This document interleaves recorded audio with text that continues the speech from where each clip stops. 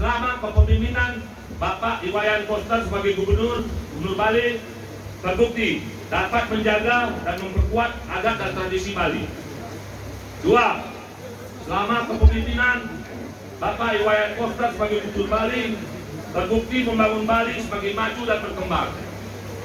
3. Selama kepemimpinan Bapak Iwayan Koster sebagai Gubernur Bali dalam kondisi COVID-19, Bali dapat bertahan dan kami meyakini Bali akan bangkit lebih baik lagi.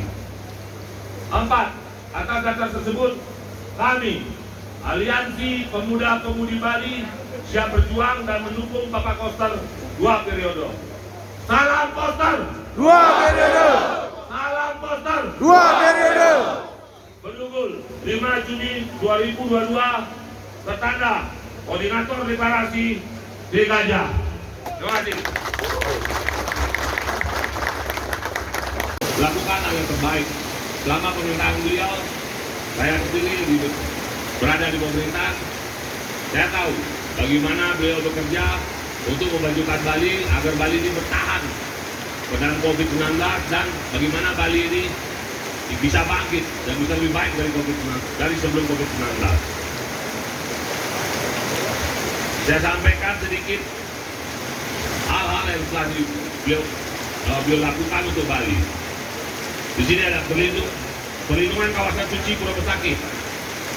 Akhir tahun 2002 akan selesai. Shortcut Singaraja Muitani yang akan selesai tahun 2023. Pembangunan pelabuhan segitiga emas, pembangunan pusat kebudayaan di Selungkung, pembangunan kantor majelis desa adat provinsi dan kabupaten kota, pembangunan bendungan Sidat di Badung, pembangunan bendungan Tamblang di Buleleng, pengembangan stadion Dipta di Gianyar, pembangunan pasar seni Sukawati Blok A, B, dan C di Gianyar, pengembangan Bali Maritim Tourism Hub di Pelabuhan Benoa, pembangunan jalan tol Gilimanuk dan pasar yang sedang digarap dan tender sekarang, dan pembangunan kuliah pada tower multifungsi. Jadi kita nggak perlu ke Paris untuk melihat menara Eiffel. Kita ada menara yang keren, nggak kalah kerennya dengan Paris, bahkan jauh lebih keren. Saudara, sengaja saya sebutkan, walau hanya sebagian, untuk mengingatkan kembali dan meyakinkan kita semua bahwa Pak Iwayan Koster yang main-main dalam memajukan Bali. Aplaus dulu untuk Pak Iwayan Koster. Semoga beliau mendengar dari apa yang kita sampaikan, dan salam hormat untuk Bapak Gubernur.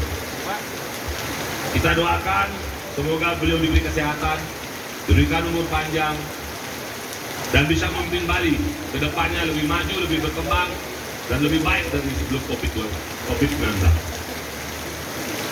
Karenanya,